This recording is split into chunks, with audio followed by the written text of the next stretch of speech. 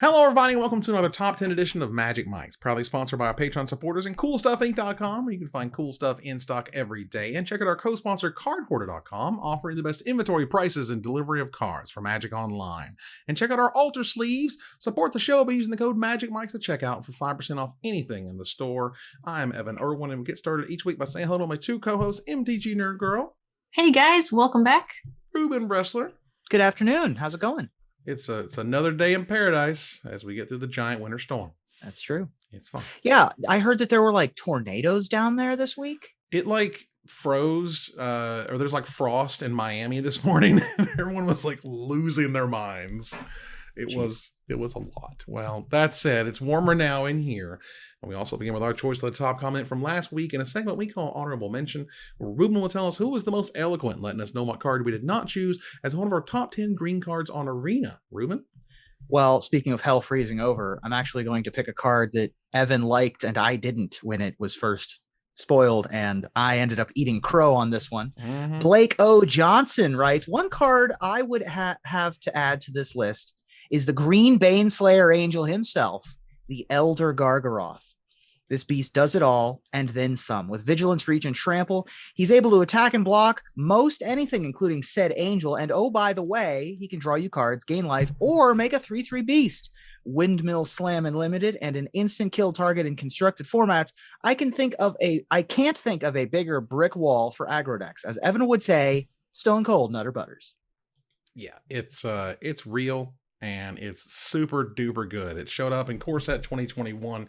This thing is like so good. I couldn't believe it. It feels like there was a bet to just keep going. Mm-hmm. For 2 green, 3 generic mana, how good does it get? Well, this mythic is a 6/6 beast with Vigilance, Reach, Trample, and when it attacks or blocks, choose one, make a 3/3 green beast creature token, you gain 3 life, or you draw a card. Just draw a card. Just whatever. It's fine. It's green. Do what you want. This was the questing beast of the set, where it was like, can you name all of the things this card does?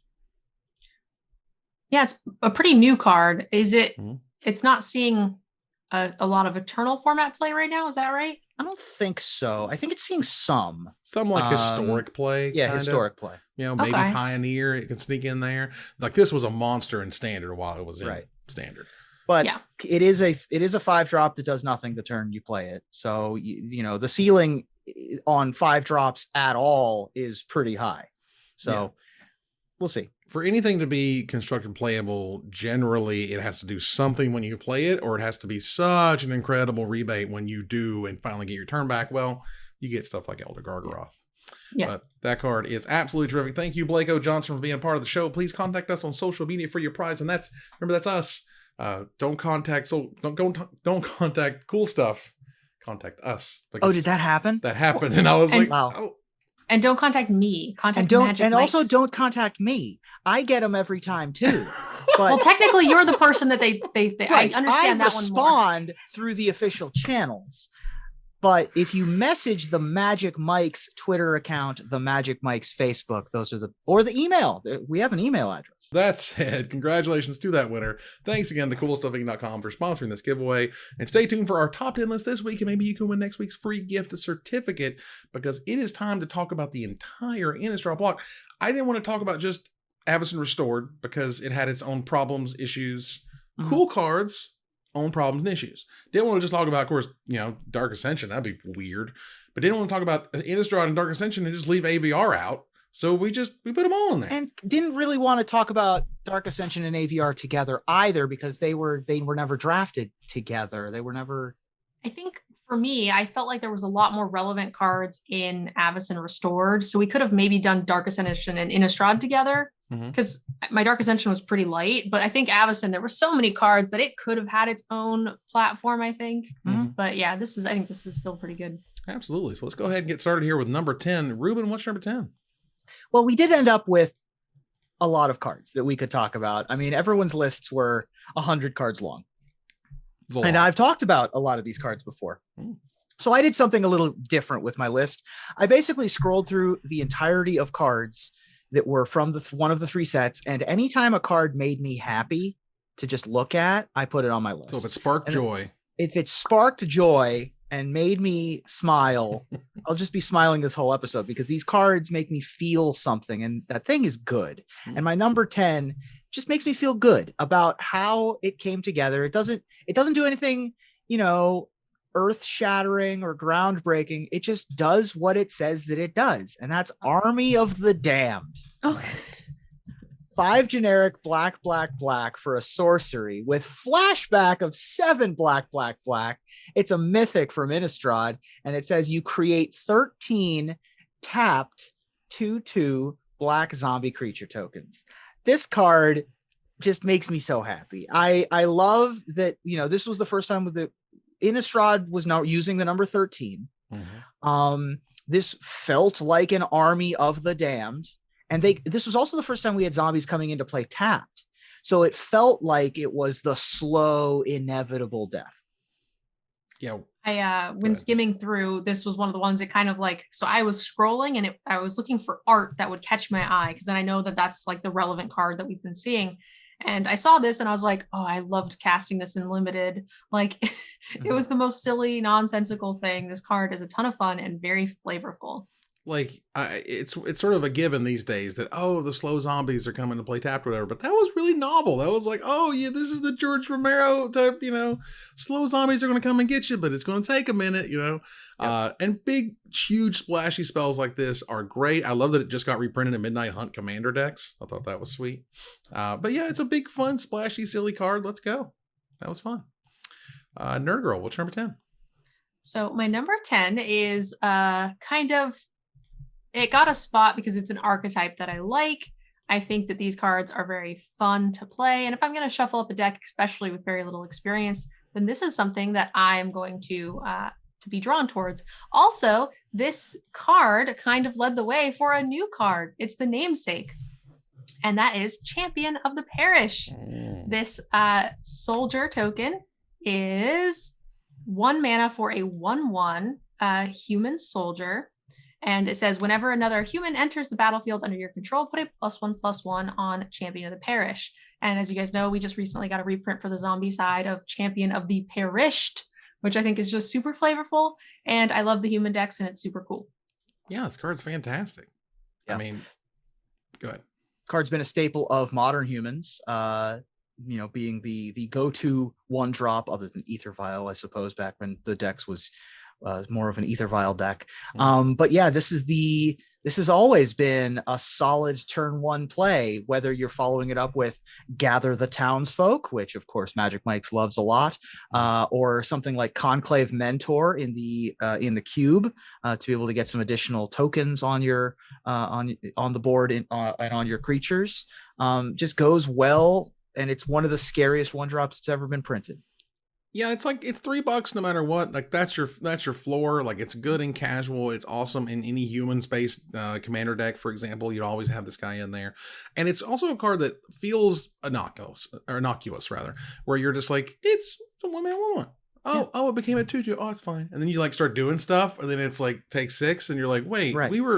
That was just a 1/1. It's a 1-drop that becomes a 6/6 on turn 4. Yeah. So yeah. That gets real scary. Well, for my number 10 here, this is a card that at the time, this wouldn't have been on any of my list for literally any of the 3 sets of my top 10. I don't think I would have given it the respect that it deserves. And over time, it has proven to be one of the most powerful, influential, impactful cards in Commander. And this is a card that has been reprinted. I'd have to go here and count, for God's sake. This has been reprinted 12 times, and it's still $3 at a very, very minimum. It smashes, it dashes, it is a blasphemous act upon everyone. It's a red and 8 generic mana for a rare sorcery that costs 1 generic mana less for each creature on the battlefield, and it deals 13 damage to each creature. So when you're a commander and you're counting every creature on every battlefield, 1 mana, 2 mana, kill everything. Yeah. 1 mana red Rath, pretty darn good, usually. It was also saw play and constructed. There were a lot of tokens decks that had a lot of creatures in play. You wanted to sweep those humans on the other side of the board, the Champion of the Parish and stuff. And also comboed well with Boros Reckoner to not only sweep up, but also 13 to your opponent's face, sometimes 26 if you got 2 in play. Nice. Yeah, this was great. Yeah, Boros Reckoner. There's a reason why that card was at rare $30 in standard or some obnoxious number. And it was because of cards like this that enabled nonsense. But yeah, I remember opening Boros Reckoners in draft and I was like, don't care, taking it, paying for drafts, easy game. So yeah, Den of the Bugbear does that these days. You're like, oh, that's a 30 ticket card for no good reason. Let's go. Right. All right, let's move on here to number 9. Ruben, what's number 9? Why, grandmother, what big eyes you have. Well, the better to see you with, my dear. Why, grandmother, what big ears you have. Well, the better to hear you with, my dear. What big teeth you have. All the better to eat you with, my dear. Rah, rah, rah, rah, rah. And that's why I picked Scorned Villager as my number 9. Nice. Because it tells the story. And this is the first time we really had transform. This is the first time we had transform cards. And it's such an interesting storytelling motif. And of all of the transform cards, I thought that this one harkened back to that Little Red Riding Hood story the clearest. Scorned Villager is a generic and a green for a 1/1 human werewolf that taps to add a green mana. At the beginning of each upkeep, if no spells were cast last turn and it becomes nighttime, transform Scorned Villager into Moon-Scarred Werewolf, who is a 2/2 vigilance and taps for 2 green. And at the beginning of each upkeep, if a player casts 2 or more spells last turn, transform Moon-Scarred Werewolf. While I appreciate the storytelling, I feel like they could have done a little bit better job of the Little Red Riding Hood, you know? She's not really discovering anything to flip or whatever. Not making any tokens, for example, any wolf tokens or something when you do something. It's called Child of the Night. That's true. Yeah, they tried again, right? So or cool. Clue tokens. Or clue tokens. But overall, this is really cool. Like back in the day, this is what we had, and we're like, oh, this is Little Red Riding Hood. Yeah, I almost put Lambholt Elder, which is the grandmother, I think, the kindly old grandmother character. There's a couple of really great storytelling motif cards, but I just enjoyed this one. This one made me happy when I saw it. Sparked that joy. This is Ruben Happy List top 10. I love it. Nerd Girl, what's number 9? All right, my number 9, we're not going to spend a ton of time on it because I feel like we've talked about this a fair amount because it has recently been reprinted on Arena, which makes it pop up on our lists way more than it should, but it is super impactful for eternal formats. It's been reprinted. It's once again very impactful and it's doing its thing, and that is Delver of Secrets. Delver of Secrets is a 1-mana 1/1. When you cast it and at the beginning of your upkeep, look at the top card of your library. You may reveal a card. If it's an instant or sorcery revealed this way, Delver of Secrets transforms, and it transforms into a 3/2 flyer for only 1 mana. And now there are cards that do Delirium and let you like pick and choose what stays on top of your library, which is pretty nuts and lets you activate this very, very quickly. And it's a huge house, and it's kind of defined a format for quite a while now. Yeah, it's basically from the get-go, you know, and to hear Wizards be like, you know, Rosewater's like, I'm not sure if this is any good. And, you know, Eric Lauer's it's like, common. Yeah, Eric Lauer's like, pretty sure it's pretty good, Mark. It's okay. Yeah, I mean, it doesn't read great, right? But in concert with Brainstorm and Daze in particular, not to mention things like Ponder and Preordain and other ways to look at the top of your life, but specifically Brainstorm and Daze, right? It redefined an entire archetype that was already good in Legacy, and also in concert with Mana Leak in Standard. I mean, felt like it dominated Standard. When the defining card of a format is about changing the top of your library's order and the things on it, and the card that comes out as a threat based on something that's on top of your library, that chocolate and peanut butter came together real fast. Yeah. Moving here to my number 9 here. This is a card that I'm telling you, I was looking and searching and trying to find and trying to make sure, because I want one. Like, it's tough to say absolutes in anything really, but it's really tough to say absolutes in Magic. It really, people just on you like, you know, like poo, like stink on poop. So I'm saying that this card right here, if I am correct, is the first of its kind.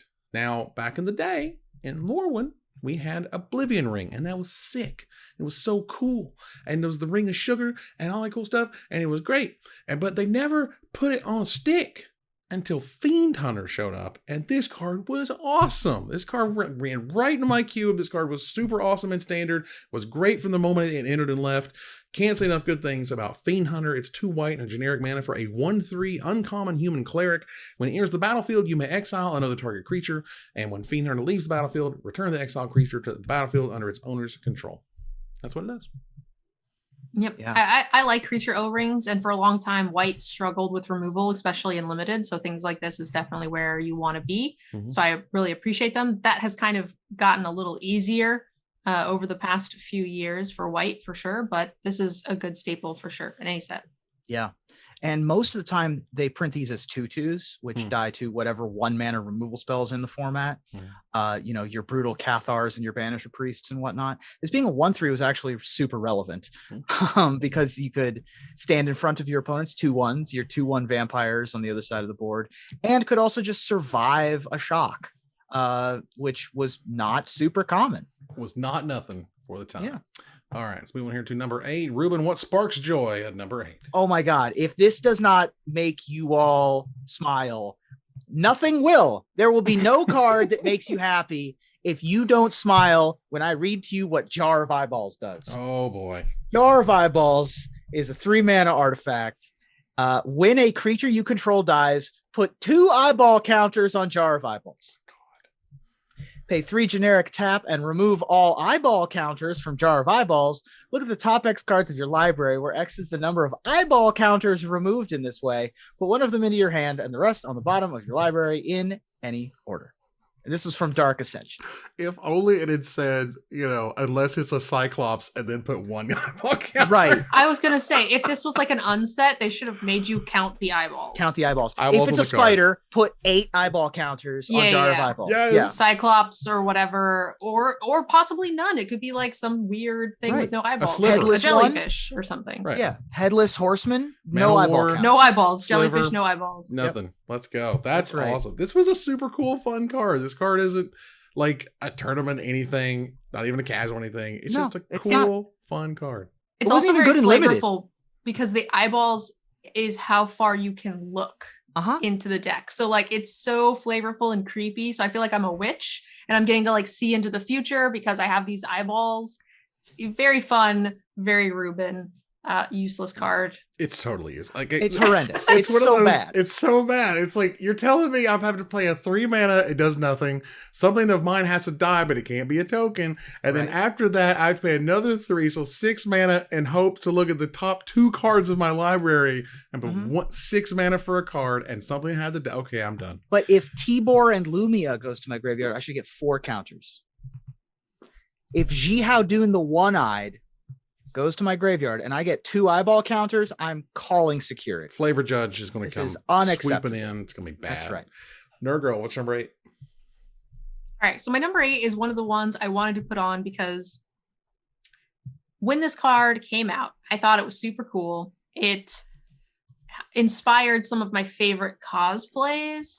And it did see some play. I'm honestly not 100% sure how well that has continued through long-term eternal formats, but I think I still see it a ton like in Commander and things. So it definitely earns a spot, if nothing else, for the flavor and for the cosplays. And that's Tamio the Moon Sage. Yay. This 5 mana 4 loyalty planeswalker for the +1 ability. It says tap target permanent. It doesn't untap during its controller's untap step. And then for 2 mana, or not 2 mana, 2 loyalty, -2, draw a card for each tapped creature target player controls. And the ultimate for -8 says you get an emblem with you have no maximum hand size, and when a card is put into your graveyard from anywhere, you may return it to your hand. So pretty neat, and again, super sweet art. Oh, this was amazing. I love this card. This card was cool. It was fun. It was interesting. Like this is like Avacyn Restored and Innistrad really was when they kind of started messing with Planeswalkers a little bit. It wasn't just, protect me and do something cool and here's an ultimate later, 7 turns later. And this is still kind of in that vein, but it's also interesting. You're tapping a permanent that doesn't untap. You're not making a creature, you're not making a token.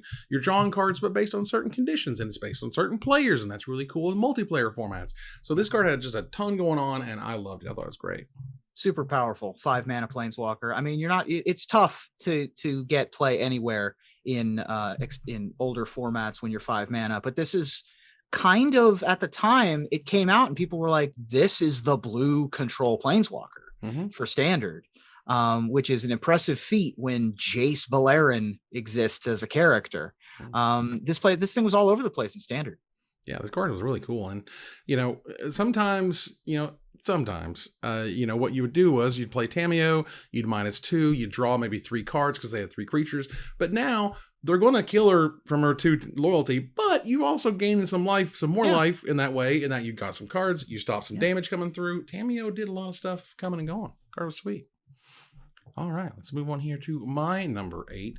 This card is silly. This card was so dumb. I don't know. This card was like so dumb, and it like made me angry how dumb it was. And then it made me angry at the time that it was worth like very, very little. And I was like, how could this not be like one of the coolest casual cards of all time? And thankfully, over the years, it has become such.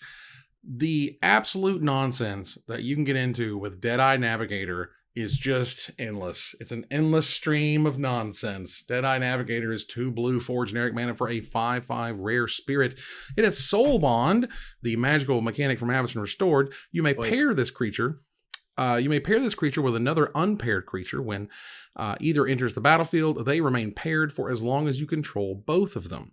Now, as long as Deadeye Navigator is paired with another creature, each of those creatures has 1 blue and a generic mana : exile this creature, then return it to the battlefield under your control.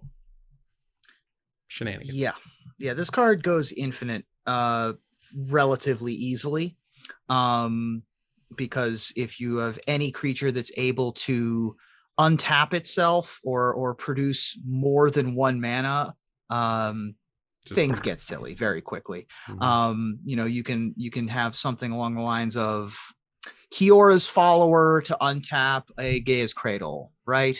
Or if you have a Quirion Ranger to be able to untap your Priest of Titania and then keep blinking it back and forth. This card is always under discussion for being banned in Commander because it just has so many infinite combos associated with it. I also just want, like, bonding, right, is a really interesting mechanic. And I always found it a little bit difficult when, because I was mostly just playing with Unlimited. So the interactions are pretty slight. Oftentimes you start another creature or whatever the case may be. But I would be really interested to see if they were to add that to Arena. Yeah. I mean, this was Soulbound. Yeah, this was a bomb mechanic. Like, this was a bomb rare, rather. Like, because you just, as long as you had 2 mana open, you couldn't kill either of the creatures to start with. And then if any of them had any beneficial enter the battlefield ability, good luck, man. Because, wow. All right, let's move on here to number 7. Ruben, what you got? Just the stupidest card. It's horrendously bad, but it makes me happy. And if you've ever played with it, you know the joy that you get when you see a Lost in the Woods in play. Lost in the Woods is 3 generic green for a rare enchantment from Dark Ascension. When a creature attacks you or a planeswalker you control, reveal the top card of your library. If it's a forest card, remove that creature from combat, then put the revealed card on the bottom of your library. We all had that moment where we were like, well, this draft didn't come together, but I've got a Lost in the Woods. So 39 forests it is. I don't think I've had that moment. Okay. I mean, it's a weird card, it's kind of made to be weird. And that's okay. I didn't get it at the time. It's fine. I think it's clever. I don't know why it's a 5 mana rare enchantment, but it makes me happy to look at. It would not have made me happy to open. Right. This should be like a 2 mana uncommon or something that has like cycling on it or something just to get rid of it later. Right. Anyway. I did not even know this card existed. I'm not going to lie. Interesting. Well, if you want a copy, it's 13 cents. All right. Yeah. That seems high. That's the right price for a junk rare from Innistrad block, though. There you go. Fair enough. Nerd Girl, what's number 7? All right. So this one probably does not deserve a spot on my top 10, but like Ruben, it makes me happy. All right. So I've played very little Commander games. And the one I had the most fun with was when I have decks that play well with this card.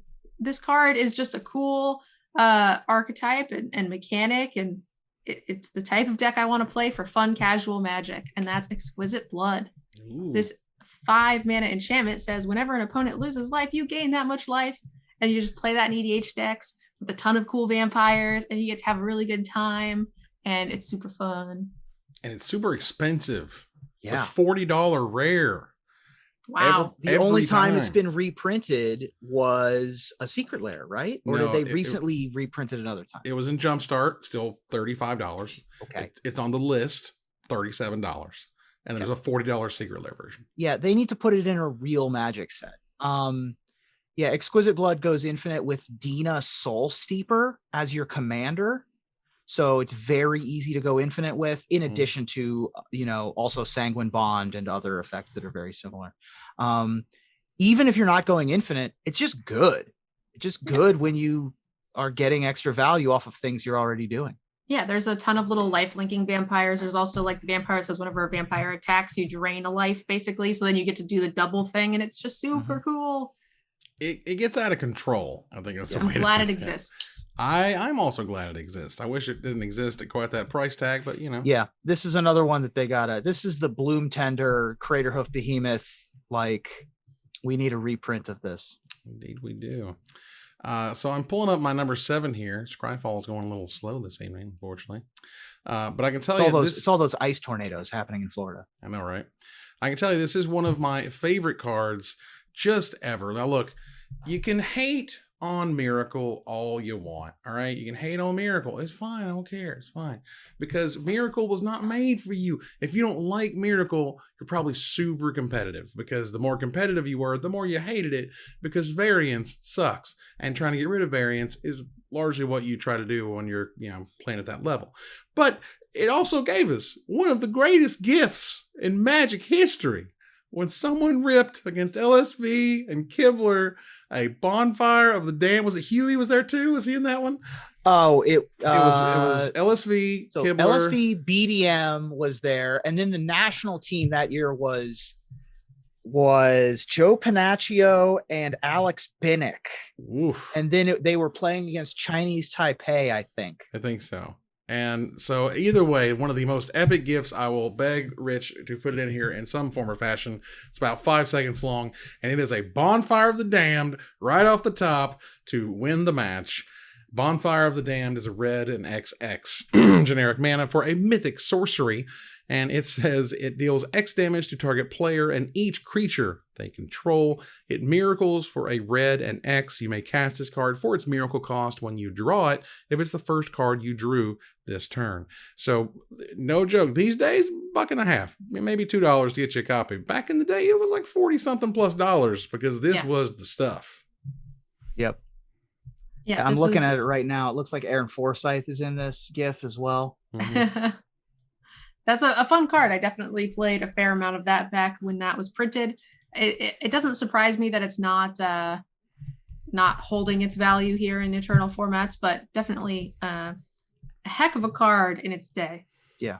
This was the mirror breaker in like the Naya pod mirrors in standard, just because everybody's board was full of everything, and no one had any way to clear the board. Like, you had a birthing pod, all right, your board's full again. Oh, but I've found a Bonfire of the Damned, so at least I can reset something. And it made us draw our cards weird for about like a year and a half. Yeah. Because, I mean, it was terrible for super competitive players that wanted to know every turn of every game and wanted every game to go exactly the same, right? Brainstorm pilots, Jace the Mind Sculptor pilots were like, I want to know how every game plays every game. And this was a lot more like Jund, right? This was a lot more like Cascade and see what happens. And it made for great viewing. It did. It made for excellent tournament coverage. It really did. And as much as the pros gnashed their teeth, and I assure you they did, it was just so much fun to watch. Again, we would not be talking about that freaking GIF if it wasn't as cool and impactful as it was. Oh my God, out of nowhere. Absolutely terrific. Let's move on here to number 6. Ruben, what's number 6? My number 6 is one of the few cards on my list I've actually cast before. Oh boy. In a constructed tournament. I have cast this card in a constructed tournament, and the looks on my opponent's face when I cast it were priceless, because when you're playing, I've played a lot of burn decks, and usually the price you get is 3 damage, burn you, right? You lava spike, lightning bolt. That's what you get. You get a chain lightning. That's what you get. Very rarely, sometimes they'll give you 4. Sometimes they'll give you 4 damage on 1 card. And very, very rarely it will cost 1 mana. That's what you get with Vexing Devil. Nice. Vexing Devil is a 1 mana. It's a red 4/3 devil, rare from Avacyn Restored. When it enters the battlefield, any opponent may have it deal 4 damage to them. If that player does, sacrifice Vexing Devil. Fine. Cool. I'm not expecting to keep this 4/3 around. Take 4. I mean, it was designed that way. Yeah. Yep. I almost put Vexing Devil on my list just because it is a card, one of my favorite cards from the time. Like, I think the Vexing Devil decks were really fun to play, and they were still worth a substantial amount of money at the time.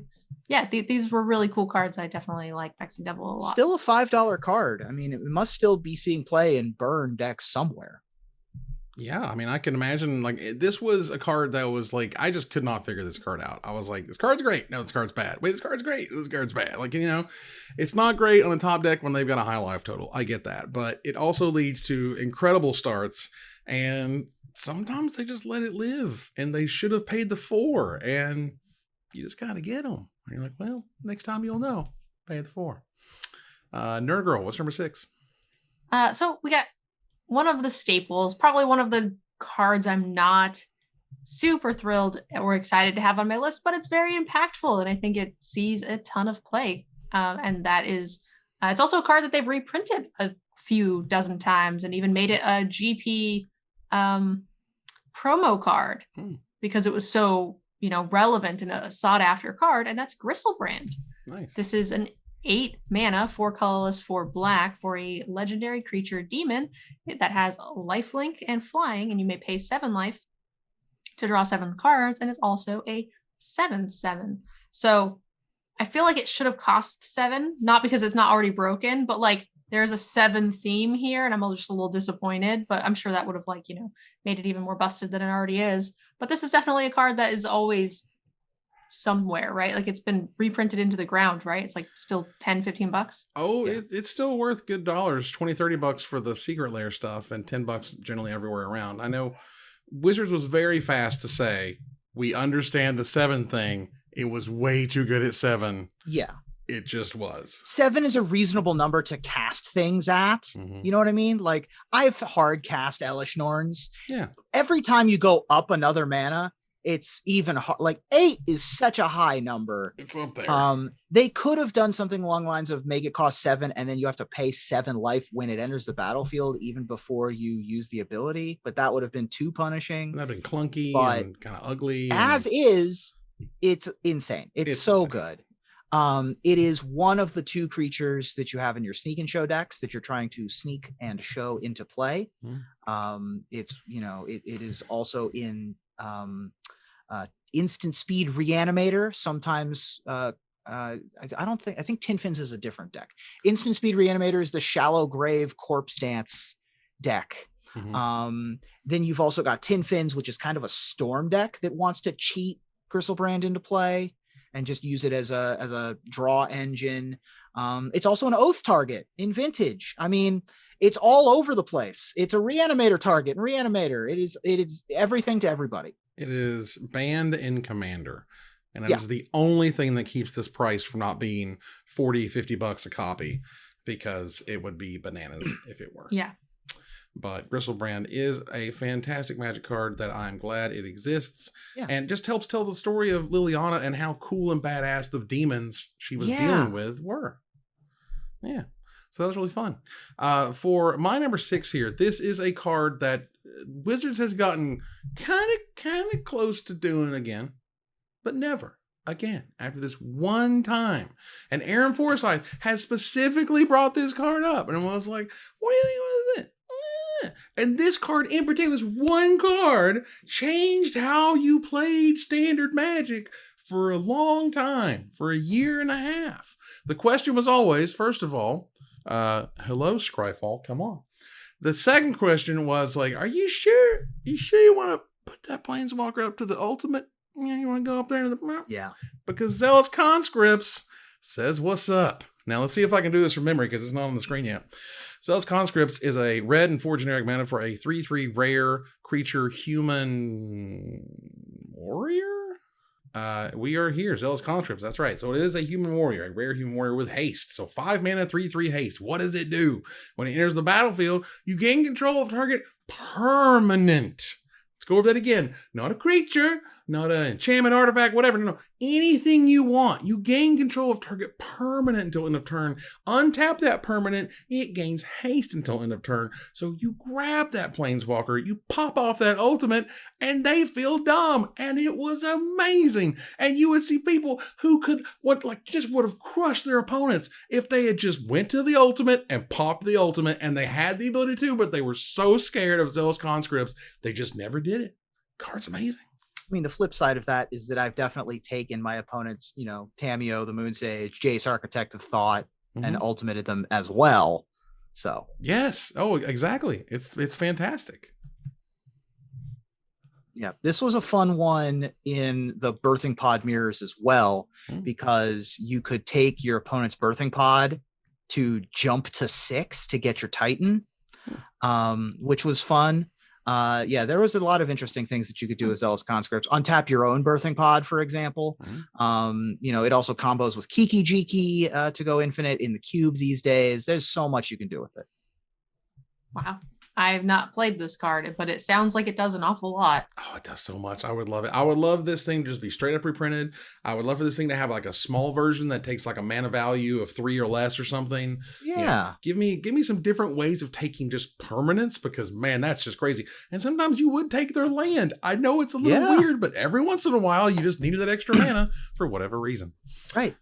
So let's move on here to number 5. I'm going to get my number 5 out of the way because I am a little shocked that it is on none of y'all's list. And this is the part where I feel like Ruben was relying on it being on one of our lists, because, this card just like redefined a lot of what you thought in terms of card filtering, a lot in what you thought in terms of how it affects formats. I mean, my God, it's banned in multiple formats right now because Faithless Looting is incredible. This card is nuts. I mean, you can literally say before and after Faithless Looting, red was not the same color / in the color pie the same way. It just felt different. Faithless Looting was a 1 red mana, originally from Dark Ascension. It's a common sorcery. You draw 2 cards, then you discard 2 cards. And it has flashback of a red and 2 generic mana. And it just turns out that drawing and then discarding, even if it's just filtering, it's not card advantage, but that's some damn good filtering, and it's good to put stuff in the graveyard. This is on my short list, and I decided ultimately not to put it on the list for 2 reasons. My list got really big really quickly. Like normally when I find cards, I'm like, this feels like a 7-ish, then I kind of adjust as I go. And by the time I got to this card, I was way past the 10 number, right? So then I decided it's banned, but also I had so many cards, I didn't know what to do with any of them, so I just didn't deal with it. Yeah. But it deserves a spot. I'm glad it's on your list. Absolutely. Draw 2 cards, discard 2 cards for 1 mana at sorcery speed is good enough by itself as a blue card. Careful Study is a legacy playable common, which, speaking of cards that desperately need a reprint, somehow we haven't had a Careful Study reprint in too long. Wow. Much less when it's not in blue. This is like having Harmonize again, right? We don't need to have blue in our deck to have this effect. So Faithless Looting spawned multiple different types of archetypes, from French Rites in Standard to Mardu Pyromancer in Modern, Phoenix in Modern also kind of just went away when it didn't have access to Faithless Looting. And you can understand why. You know what I mean? Yeah. Like this just turbocharges what you're trying to do in that kind of deck. And Careful Study is almost $2 because they haven't reprinted it since 2001. Am I reading that right? Yeah. Damn. Yeah. It's wild. This card ruined my Modern deck. And I I actually had the cool comic book altar ones. Oh man. Of the Faithless Lootings, and I think those were like $30 at one point or some obnoxious number. So yeah, I miss my Vengevine. Like I feel like Vengevine died for Hogek's sins, and I'm really upset about it. Yeah, I agree. But here we are. I think that Careful Study would be safe to put into Modern. I know that Faithless Looting is banned in Modern, and that a big reason why is Phoenix. But I think a big reason why is because you could discard Faithless Lootings and put them into your graveyard and still have an effect. Yeah. I think that Careful Study is a fair card for Modern and should be in the next Modern Masters. That's my opinion. No, I agree 100%. Yeah, Modern Horizons, Modern Masters, whatever, like throw it in there. Let's go. I thought that's a great idea. At least put it in a Jumpstart. At least. Ruben, what's your number 5? My number 5, speaking of looting effects, another card that when I look at it, it tells the story with the transform mechanic. They really were feeling themselves when they first came out with the transform mechanic. And they were like, we're going to tell stories. We're going to harken back to the big signpost stories that we have. What are the big iconic horror stories, the big iconic gothic motifs that we can call back on? Well, we've got to have Dr. Jekyll and Mr. Hyde. That's got to be one of the things that we do. And we got it with Civilized Scholar and Homicidal Brute. Civilized Scholar is 2 generic and a blue for a 0/1 human advisor. Look at that fancy lad. Tap, draw a card, then discard a card. If a creature card is discarded in this way, untap Civilized Scholar, then transform it into Homicidal Brute, who's a 5/1 human mutant. At the beginning of your end step, if Homicidal Brute didn't attack this turn, tap Homicidal Brute, then transform it. First of all, you could just discard non-creatures and keep it a looter. That's fine. Or turn 3, you just have it loot once and then start going to town with your 5/1. This card was great. Yeah, this card was super cool. You know, you want to show Dr. Jekyll and Mr. Hyde in your first horror set, right? Yeah. Like that makes total sense. And it didn't need to be a constructed all-star. You need to run standard to show the story and to make sense. Yeah, I don't mind when they have like cool stories into non-explosive cards. Some people, you know, get a little weird, like, oh, I wish this is my favorite story. I wish it was a bomb, blah, blah, blah. But I actually think it actually speaks to what Wizards is doing in that they put detail into things that don't even necessarily see a ton of play. So you're getting a little bit of flavor all over the place. It's not just like, well, we put a lot of work into like these 3 bombs and then the rest we didn't really care about. We just gave you whatever. So I like it. Yeah, I mean, I think there's an argument that they could have gone a little bit further. I think you could have had somebody with a J name, for example. I thought would be kind of interesting. Maybe it has something to do with clues, you know, and he's finding clues about himself, and then it flips him when he finds too many or something. I don't know. I'm thinking out loud in terms of, I feel like this is cool. Don't get me wrong. I like this. I just feel like maybe they could go, you know, understand. Maybe it should be a legendary creature that turns into a legendary monster. You know what I mean? Like, because this is a very legendary type thing. Let's see here. So Ruben, that was your number 5. Nerd Girl, what's your number 5? My number 5 is kind of a beloved card, but like we've talked about this as one of the archetypes that people just love. And also, not only do they love this archetype or this creature type, it's also just good. So those 2 things go hand in hand and makes it a very impactful card. And that's Restoration Angel. We have a 4 mana angel creature that's a 3/4 with flash and flying, and when it enters the battlefield, you may exile target non-angel creature you control, then return that card to the battlefield under your control. This is a card that has had a high dollar value since the start and has been very, you know, the art is seen a ton. It's been reprinted a bit, I think, and yeah, I think this is just one of the cards that when people think of this set, this is the card that comes to mind. I mean, it's hard to say too many good things about Restoration Angel. It's fantastic. Its stats are like when Restoration Angel came out, it was just so much better than like everything else. I mean, in terms of white and like the curve and literally any creature that's 4 mana at the time, it was just a joke at how much better this thing was. And then you had the what was the dumb green creature again? Thragtusk? Thragtusk, thank you. It had Thragtusk being ridiculous and insane with it as your 4 into 5 or your 5 and you would save it into 4 or whatever. The way you slice and dice, sometimes it's just a 3/4 with flash that would kill something that's attacking 3/4 flash flying with no other abilities is good enough. It's great. Yeah. But somehow they made it better. We were mostly getting 3/3 flyers for, I mean, if we got a 3/3 flyer for 4, we were pretty happy. 3/4 flash flying that also reuses a come into play ability like a Mist Griffin in that limited format, or repair with your soul bond creature that got its partner killed, was absolutely insane. Much less in constructed. This was pretty much why you played white in the Naya birthing pod decks. I mean, the other benefits were nice, but really we were there for Restoration Angel. Yeah, and that image from Johannes Voss was absolutely incredible, and it fired on all the cylinders, and I absolutely loved it. Let's move on here to number 4. Ruben, what's number 4? All right.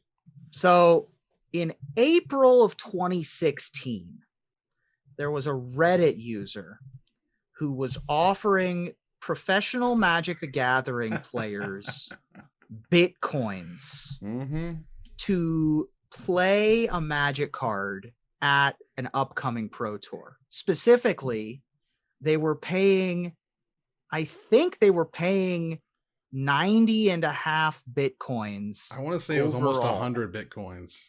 And at the time, Bitcoin was $400-ish a piece. Now they're like 30K or whatever. It might have been even less than that at the time, but might have been. I don't know. But it wasn't. I don't pay attention. Yeah, it was basically, a couple $1,000s, maybe to $5,000 payout. But this guy was posting on Reddit and was like, also, if you just burn copies of Seance, I will pay you.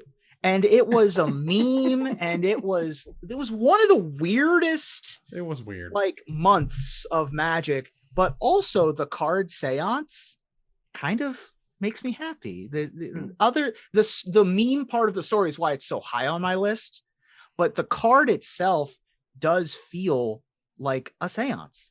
2 generic white is an enchantment from Dark Ascension. She has questions. Hurry up.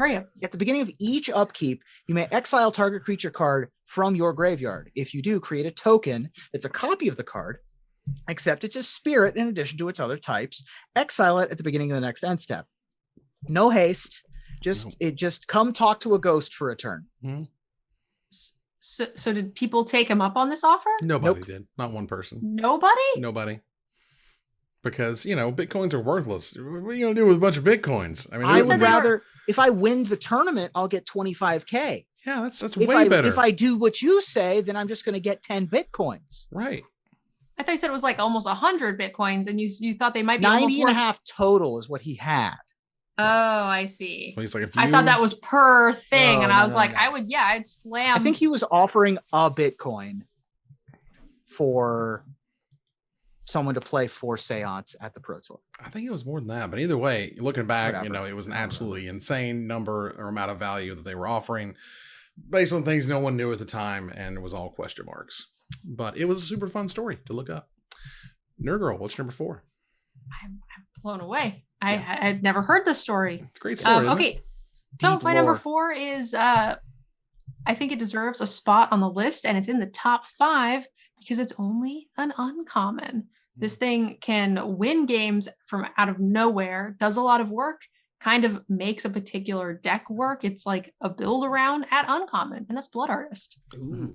This is a 2-mana 0/1 vampire creature. It says whenever Blood Artist or another creature dies, target player loses 1 life and you gain 1 life. This is, it's always been played. It's reprinted now into Alchemy, and, you play a Meat Hook Massacre and just get a win for killing your own stuff. It's kind of nuts. And I think it's a fun way to play Magic. Yeah. This came to the fore because of the Aristocrat strategy. Anytime you have sacrifice a creature : and you're looking for this effect. This was kind of the first time we got this effect on a creature. This and Falcon Wrath Noble, which was a 4-mana 2/2. So it didn't really, you want to be doing other things when you play that. But you play your Doom Travelers, you play your, token makers, you play your Sacrifice Outlet, and you go to town with this card. This card was and is great. Another Johannes Voss like masterpiece. This card was amazing. The painting with the blood and the paintbrushes are around and awesome. Yep. The whole motif is fantastic. This is a card that just kind of came out of nowhere, and it's worth $4+ no matter how you slice it, because it's just such a great effect. When anything dies, anything, tokens, anything just dead, you lose life on game is great. Yeah, a couple of interesting Easter eggs in the art for Blood Artist. One is that the painting itself is the art for Curse of the Bloody Tome, which is a common from that set. And it's being painted in blood because it's a blood artist. And the angle is that you are the victim. So it is very horror, especially Gothic horror, to put yourself into the position of the person being murdered, being attacked, being under siege. And we get that with Village Cannibals. We get that with a couple of other cards as well. But the angle of looking down, the sort of holier than thou attitude that the blood artist has also adds to the whole motif. Nice. Well, look, if you were looking for something to destroy that blood artist because it's annoying, you could definitely use my number 4 here. And this was a card that also coincidentally cost 4 mana. I'm being rude. But this was a really fun card. This was a super cool card because we just never seen a card of this type do what it was doing. And you were like, oh, that's really interesting. Does that mean... does that mean you remove the loyalty counters when it deals the damage to the stuff from Garrick Relentless? And they're like, yeah. And you're like, oh my God. Garrick Relentless was a green and 3 generic mana for a mythic planeswalker Garrick. And when when Garrick Relentless has 2 or fewer loyalty counters on him, you transform him for 0:. It deals 3 damage to target creature, and that creature deals damage equal to its power to him. And for 0:, you make a 2/2 green wolf creature token. So it's either a wolf creature token powerhouse, or it's going to kill something and flip over into Garrick the Veil Cursed. This, of course, was part of the storyline and Liliana's Veil and all this other stuff. For +1, you put a 1/1 black wolf creature token with Death Touch on the battlefield. -1, you sacrifice a creature. If you do, search your library for a creature card, reveal it, put it in your hand, then shuffle. -3, creatures you control gain trample and get +X/+X until end of turn, where X is the number of creature cards in your graveyard. This card had a ton of words on it, one of the wordiest cards ever made at the time, and was just fantastic from start to finish. Yeah, it's interesting to hear you say that, because you often argue for less words on cards. But this was back in the day. This was 2011 or whatever. So it was okay then, just not now. It was cool. Right. Well, because you've also got 2 cards, really. Yeah. This also, I believe, this still is the most loyalty abilities on one Magic card at 5. I think most have 4, 5. I mean, I think there's an Arlen Cord that has 6. Maybe. Did Nicol Bolas ever beat that record? I can't remember. No, Bolas only ever had 5. 4 or 5. 4. I don't know. Unless you count the one that can get all the other abilities. There you go. There's Urza, Academy Headmaster. But yeah, I mean, I've played a ton of Garrick Relentless. I played it at Legacy, honestly. Wow. It was great. I could ping off opposing Delver secrets in my Maverick deck. Taking out 1/1s and 2/1s, take out Snapcaster Mages and Grim Lavamancers. I was having a ball with this card. This is a mid-range player's dream. It's a Bitter Blossom if you want it to be. It's awesome. I'll tell you, and this actually happened sort of around this era. At one point, there was legacy opens happening alongside standard opens or whatever, and somebody was like, as a gag, they're going to put in their Thragtusk Restoration Angel deck in the legacy open, and they made top 32. Right. Because if you're not ready for some of these cards, you're like, oh damn, that's a threat I wasn't prepared for, and they can just kill you. Yeah. Let's move on here to number 3. Ruben, what you got? My number 3 is the card on my list I have cast the most often by a wide margin. And so it's not only a competitive card, but it makes me happy to read. And it does something totally unique, something we'd never seen in Magic before. And it's fair. It's eminently fair. It makes a whole new archetype of decks possible. Of course, now we're spoiled because we've got Thassa's Oracle, but back in the day, we had to make do with Laboratory Maniac. Laboratory Maniac is 2 generic into blue for a 2/2 human wizard. That's gray ogre stats. If you would draw a card while your library has no cards in it, you win the game instead. That's awesome. That's what you want out of your Maniac that works in a laboratory. It cracks me up. They bump this down to uncommon and Ultimate Masters, still $4 plus, still $4 to $5 no matter where you go, because this is just, people love this stuff. This silly, weird, I want to win the game in a really weird way. I want to make you lose the game in a weird way or whatever. And it really kind of started here. We'd never seen anything this creative, honestly, in the way that you can alternatively win the game. I guess since Platinum Angel in some ways, because it was really sweet. Ultimate win conditions are always kind of a fan favorite. Like anytime you get to explore a different way to win, it opens up so many different types of decks that you wouldn't have seen otherwise. So it's definitely neat. Yeah.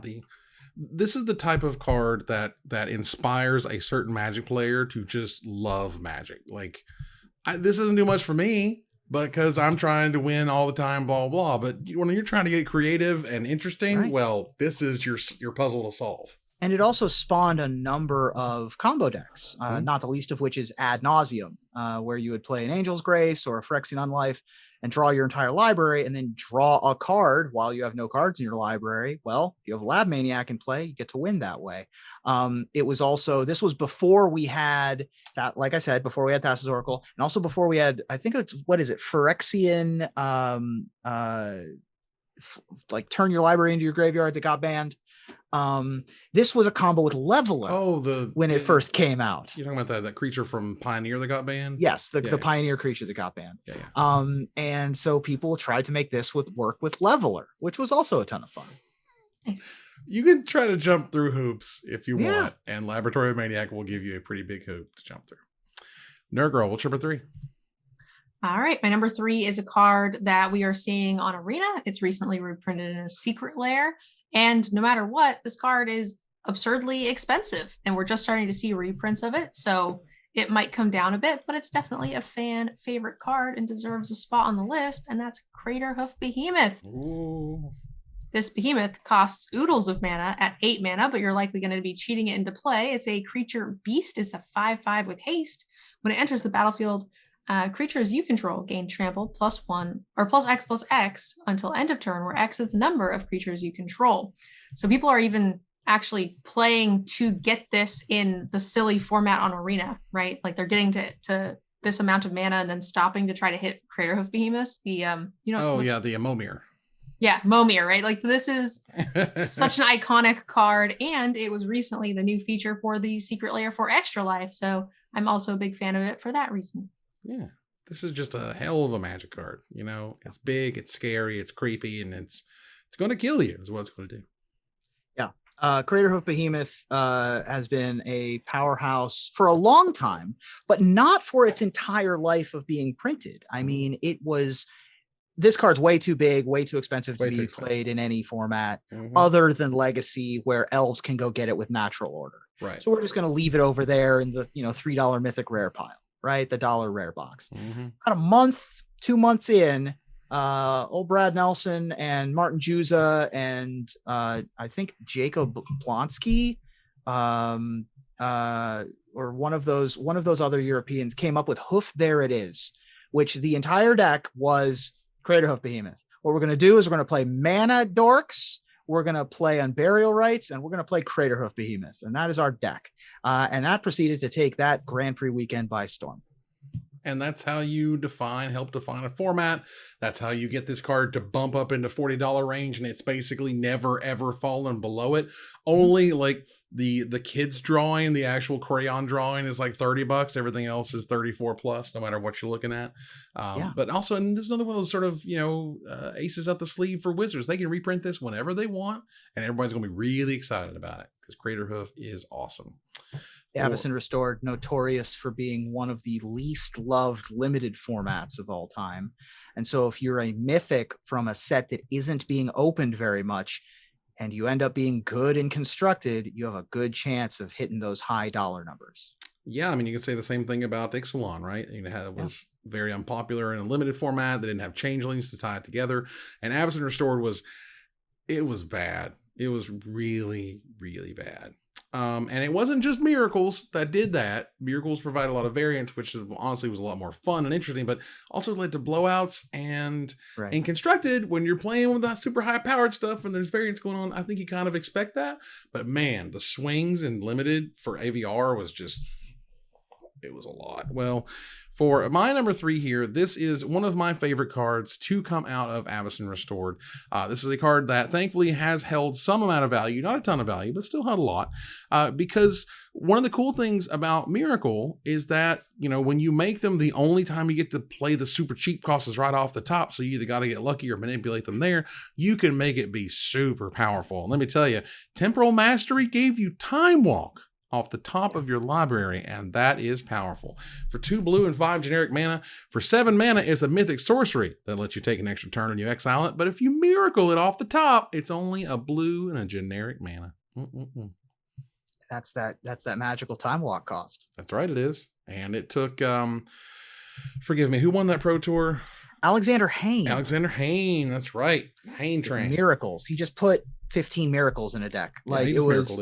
Because if you put 16 miracles in a deck together, you have 4 Terminus, 4 Temporal Mastery, 4 Bonfire the Damned, 4 Bonfire, and 4 something else, and then just have Feeling of Dread, which was essentially Moment's Peace in that format. Then you're just having a miracle every turn. It's not lucky if you fill your deck up with the cards, and so he was able to turn that into a win. This was the one they were afraid of, because they thought that this one was the broken one. Turns out Terminus is the one that's all the competitive play. But this one had its moment in the sun too. Sometimes I don't think Miracles was a very beloved deck. Not by the pros. It was really good television. FNMers loved it. All the we describe as the bad players or whatever. This was the coolest thing ever. Yeah, and I want to play a slot machine. Yeah, pull the lever, see what happens. I mean, this is, and I got to have some conversations around this time period in which, Wizards, no joke, was just like, we're not sure it could be good. I don't know, because back in the day, there was no alchemy to let you fix things. And there wasn't much, they didn't want to ban anything out of standard because something hadn't been banned out of standard in a while, at least at the time period, as I recall. Was this was right after Zendikar? Is that right? So this was a little while after Zendikar. Yeah, so this was after Jace and them. They didn't want to have to ban things they didn't want to, but they also wanted to make things exciting, and they did a good job with Temporal Mastery. So let's move on here to number 2. Ruben, what is your number 2 sparking the joy? Yeah, so Innistrad is just a huge win in terms of flavor. Everything in the set oozes flavor. We got the transform with the werewolves. We got really interesting, flavorful vampires. The humans feel like they've got their backs against the wall. The zombies feel undead, but still threatening. All of it was doing great. But you needed to have Magic's story also. You needed to not just call back to, old horror and gothic horror tropes. You needed to have a Magic story. And they did. They had a very compelling story between Liliana's search for her demons and the battle of the humans trying to survive, and what happened at the Church of Thraben when Thalia was facing down the horde of zombies trying to guard the Hell Vault, which inside of the Hell Vault held Avacyn and Gristlebrand and all of these other sundry characters. But it was the Hell Vault that was at the center of it all. The Hell Vault is a legendary artifact that is also in From the Vault lore. It is the Innistrad lore card from the Vault lore. It's from Dark Ascension. It's 3 mana. Pay a generic and tap, exile target creature you control. Pay 7 and tap, exile target creature you don't control. And when the Hell Vault is put into a graveyard from the battlefield, return all cards exiled with it to the battlefield under their owner's control. Of course, in that penultimate scene of the story, Liliana comes by and cracks open the Hell Vault to get at Gristlebrand. But lo and behold, Avacyn is in there too, and things get better for the humans. Things get crazy. Yeah, and now The Hell Vault, while being interesting to the story itself, was also a gimmick that Wizards had done around the time of release. This was for the pre-release. For Avacyn Restored. For Avacyn Restored. Yes. Yeah, this is from Dark Ascension, but it was for Avacyn Restored. The big cardboard Hell Vaults. Yeah. So, and this was in the before times, when you didn't have WP and premium stores, and even the stores that you would expect that would have gotten something like the cool upgraded version didn't necessarily get the cool upgraded version. For example, I was, when was this? This is 2011, 2012. So I was playing at SCG, and SCG didn't get one of the super cool Hell Vaults, but a few stores around the world got super cool Hell Vaults with like all foil stuff and not just non-foil stuff, like the plebs did. And that just led to all sorts of feel bads and uncomfortableness, and Wizards was like apologizing, and we're never doing that again. The end. And they never did. It's too bad, because I thought that was such a cool idea. It was such a cool idea. It was really neat. Nerd Girl, what's number 2? My number 2, real quick, I just want to say they've never done that, not even with like content creator packages. Well, they've done that for sure, but they haven't sent them to stores. Right. It wasn't like it was a store and you go into the store to get the promos and it was tied into something and I see. All that stuff. Okay. All right. So my number 2 is very iconic. I feel like you guys actively, tried not to have duplicates, which makes sense, but like I'll take one for the team and just add all of these cards that just have to be on a list, right? Sure. Yeah. So it's less fun and less cool and less exciting, but we appreciate you. I think it's just Snapcaster Mage. Yeah, of course. Is a 2-mana 2/1 human wizard with flash. When Snapcaster Mage enters the battlefield, target instant or sorcery card in your graveyard gains flashback until end of turn. The flashback cost is equal to its mana. This creature also has flash, so you can do some really, really neat stuff with it. It is an all-star in Modern. It was a regional PTQ reprint promo, which was pretty cool. And there's some neat stuff. And this is a very beloved card. And the parent for my favorite animal series cute thing, which is my playmat currently.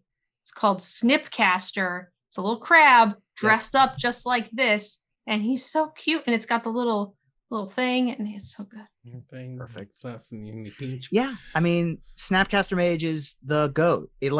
It's the best. It's commonly accepted, if not universally accepted, as the best blue creature that's ever been printed. Certainly the best blue 2-drop that's ever been printed. Mm-hmm. And I remember early on, people were like, how do we make Snapcaster Mage work? Well, we play it alongside Unearth so that they can work well together. We play it alongside this other thing so that they can work well together. You just play Magic with Snapcaster Mage. It's another one of these cards that it's like, it doesn't ask anything of you. It just makes your deck better. Like every once in a while, you will just play a 2/1 flash. I get that. Mm-hmm. But the upside, I mean, I'll never forget it. I was there at Pro Tour Philadelphia, the first Modern event. This is where they broke everything open and had no ban list and found exactly how busted certain things were. But they also said, hey, here's a new rare from Innistrad. And first pre-orders were for $6 a pop. And wow, I'll never forget that either. I was like, $6. Yeah. This card seems ridiculous. They also learned their lesson from other previous invitational card winners. Nobody played Rakdos Augur Mage, but they wanted people to play Tiago Chan's, and they certainly did. This card is very good. They did a fantastic job at it. So and look, if we've got 3 lists with literally 30 unique cards, it's awesome, and it needs to have Snapcaster amongst of course. The 30. So you did a good job. Had it not appeared on the list, I would have blamed myself. So I appreciate you. We would have been a little sad, but that means for my number 2, I can talk about some silliness. This was a card that was just so exciting to me. Like it was rare for me to get as excited about a spell as I had gotten around this time, because like the pieces just like interlocked. It was so clear what you were supposed to do with this card. Like the power level was super duper obvious. This is one of the most powerful cards that had come out in that entire year. Just ran archetypes, and that's Unburial Rites. Unburial Rites is just a monster. It's a black and 4 generic mana for an uncommon sorcery that returns target creature card from your graveyard to the battlefield. Oh no, that's a bad Zombify, except you can flash it back for the Zombify cost in white for a white and 3 generic mana. You run it back. This card is great. You want to mill it. You want to play it and play it again. Like combos are built around it. It was in my cube from the moment it existed and the moment I got rid of it. Like this card is amazing. card advantage is always going to be good no matter what form it comes in. Yep. Card advantage. Flashback is always good. It's even better often when you're using your graveyard, right? So Faithless Looting, for example. Right.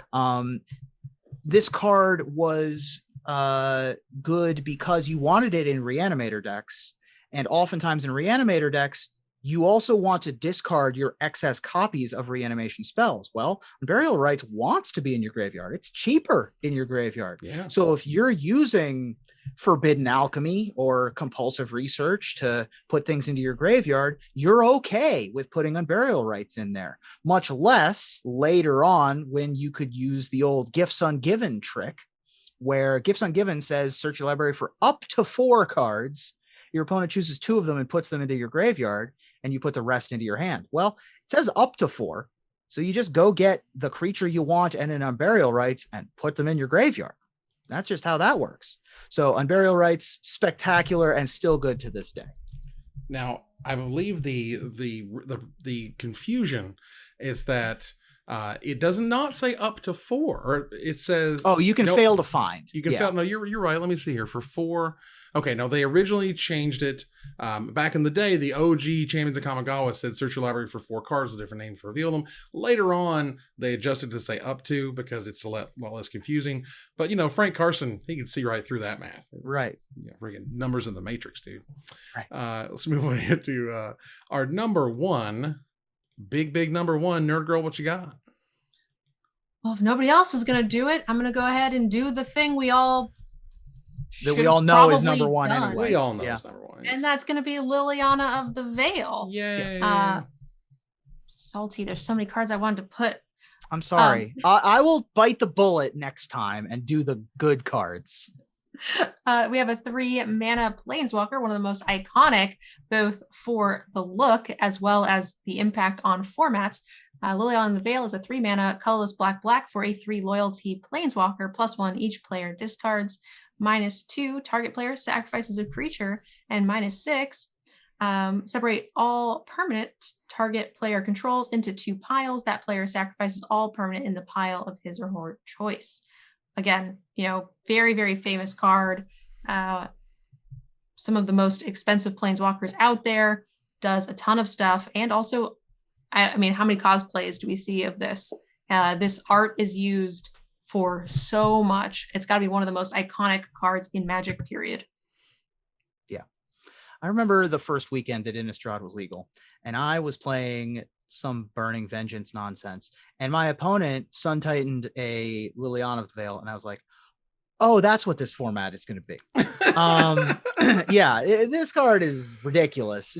3-mana Planeswalkers, it's tough to get a better 3-mana Planeswalker than Jace Beleren. Was already very, very, very good. And then Liliana came out and was like, this is what a 3-mana Planeswalker can be. There was a Modern Pro Tour where the best thing that you could be doing was Jund cascading into this. And also keep in mind, when Innistrad came out, we didn't really have Diabolic Edict effects. We didn't really have target player sacrifices a creature. And this one did it and also stayed in play. Yeah, this one, I'll admit that back in the day, this card sort of snuck up on me. There was no other, and correct me if I'm wrong, please, there were no other 3-mana Planeswalkers other than Jace Beleren at the time this was made. This was the second 3-mana Planeswalker. Everyone was like, right. Wow, this seems okay, but it seems fine. And you're like, well, it kills a creature. It doesn't just make a token. It doesn't tap something down. It kills something. And that's super, super huge. And the +1 in a place with Unburial Rites, no problem discarding Unburial Rites and flashback cards when Liliana's hanging out. So not to mention Lingering Souls, which may not be on any of our lists. I don't know. Which it might not, and it looks to not be at this point, but it does mean that Liliana of the Veil was just a monster of a Planeswalker. It's hard to describe how oppressive she was at the time, but you saw her a lot. I'll tell you what, Evan, if Lingering Souls isn't your number 1, you go first, and I'll just put Lingering Souls at my number 1 instead of a card. instead of a card that makes me happy. Fair enough. Well, I'm pretty sure this card still makes you happy and me happy, and everyone who happens to open a copy of it happy. And this is another one that I was surprised wasn't on what I would describe as any sort of default lists or whatever, because this card is amazing. Maybe it's just a little too pedestrian in some ways, but like, it's a $75 card. No matter how you get it, no matter which way you slice it, it's worth more than Liliana, and that's Cavern of Souls. Cavern of Souls is a mythic these days. It was a rare in Avacyn Restored. As it enters the battlefield, you choose a creature type. You can tap to add a generic mana, a colorless mana, full-on Wingdang, or you can tap to add 1 mana of any color, spend this mana only to cast a creature type or a creature spell of the chosen type, and that spell cannot be countered. And that's a big deal. Particularly as you move backwards in time towards 1 mana Ragavans that are absolutely insane. Well, you can't daze it or force a will it if I play it off a Cavern. Yep. Play it through a Chalice of the Void, all that good stuff. I'm not going to lie. I think I forgot Cavern was in this set. Yeah. It's easy to miss sometimes. Yeah. And this is the reason why Humans is a deck as well. Mm-hmm. Yeah, that card is nuts. This definitely, I'm glad it was on your list. Yeah, it's just one of those mile markers, you know what I mean? That's like, damn, the everything changed. We got this before we got Unclaimed Territory, which is a worse version of this and still sees play, which is wild to think about. It seems backwards. That's certainly true. Wow. Yeah, that's awesome. I'm really glad that this made the cut on your list. This is very impactful in a ton of formats. I can't believe it's worth more than Liliana, but I imagine that's because it didn't have the promo and all of that other stuff that Liliana has gotten over the years for being just one of the most popular planes or creature cards, period. Yeah. It seems play in more decks, right? And Liliana comes and goes. But at the time, Cavern was not as popular. It wasn't. But as you get older, the more counter spells are relevant, and the more 5-color tribal lands become relevant. So, this sees play with spirits, and it even sees play with goblins sometimes. So, and not to mention, of course, 5-color humans. Right now, you talk about Unclaimed Territory because y'all are spoiled. You want to go back. We had to play with Ancient Ziggurat, all right, y'all? It was Ancient Ziggurat or bust. And then we got Cavern Souls, and we're like, oh my God, it's the greatest Ancient Ziggurat of all time. Yeah. And that's what that was. So, Ruben, what's your number 1? Well, I feel bad now that I've had all of these cards that make me feel good on my list, because we've missed so many. This card makes you feel good. Well, there's a lot of cards that make me feel good. I mean, but there's a lot of cards that make me feel good that also weren't banned in the block that they were in. You have to explain to the children what a block constructed format is. I'll let you guess what my actual number 1 is. Also, by the way, we missed Huntmaster, which probably deserved to be on the list. I was going to switch my last one to Huntmaster just to spite you guys, but I was like, we can't leave Liliana off the list. Yeah. That was the one that I wanted to put on there, but didn't. Yeah, Huntmaster, definitely deserves to be on here, but Lingering Thalia. Souls, Thalia, Guardian of Thraben, another great inclusion. Avacyn is $1 million. We could have done 2 episodes, but we didn't, and so here we are. Lingering Souls is my number 1. Not only is it banned in block constructed, but so is Intangible Virtue, which died for the sins of Lingering Souls. 2 generic and a white gets you a sorcery with flashback of 1 generic and a black. Create 2 1/1 white spirit tokens with flying. That's it. That's all it does. But once again, it has flashback, so it does something in your graveyard. It's 2 bodies with evasion. It's 4 bodies with evasion. It's tough to quantify exactly how bonkers this card was, because it's like the mid-rangiest mid-range card. But we didn't have it, at the time. We'd never gotten anything with this kind of, honestly, efficiency. The idea that the flashback was, cheaper, and what the unbarrel rights was like, whoa, that was crazy. And then in Dark Ascension, this uncommon was the best card in the set, more or less, in terms of its impact, long term, short term. Like, didn't it win a Pro Tour? Like, this card was absolutely insane. It won legacy tournaments. Yeah, it got to the point where they had to ban it in block constructed. Gather around, children. We used to only play with cards in the same block. That's what we used to do. And this was There's so so good many cards. There's so many cards we could have named in these lists. And Gravecrawler. Yeah, Gravecrawler is another great one. I mean, you know, Geralt's Micaeus the Messenger. Unhallowed. Right. Yeah, Geralt's Messenger is another good one. Yeah. I mean, there's just a million ways for you to win honorable mention this time. Yeah, even silly cards like Moonveiled Dragon is just like, well, it was kind of neat and fun, and I know it's kind of bad, but you know, it was flavorful and we liked it and it was cool. And moons. Anyway, that was a lot of cards. We'll end on moons. That's a good way to end. That's right. And then number 13, think about that. And that was our top 10. We should have done top 13, but we'd be here all night. Our top 10 Innistrad block cards. You'll see them on screen right now for your review. Take a look at my list, Nerd Girl's list, Ruben's top 10, and we want to hear from you about what card we did not talk about, and we'll select our favorite to win $50 worth of anything at CoolStuffInc.com. But before we go, I want to thank my co-host. Thank you, Nerd Girl. Thanks for having me, guys. Thank you, Ruben. Oh. The man howled as we move to our final slide. I want to thank our sponsor, CoolStuffing.com, our co-sponsors, CardHoarder.com and AltarSleeves.com, my co-host, MTG Nerd Girl, and Ruben Bressler. You guys for watching and listening. I hope you support us at Patreon.com/MagicMikes. Follow, like, tweet, favorite, share, subscribe to everything social that tells people we exist. Catch us online at Twitch.tv at Magic Mikes, on Twitter at Magic Mikes Cast, our Magic Mikes subreddit, and like the Magic Mikes page on Facebook. Or join us here next week, same time, same place, for another episode of Magic Mikes. Good night, everybody.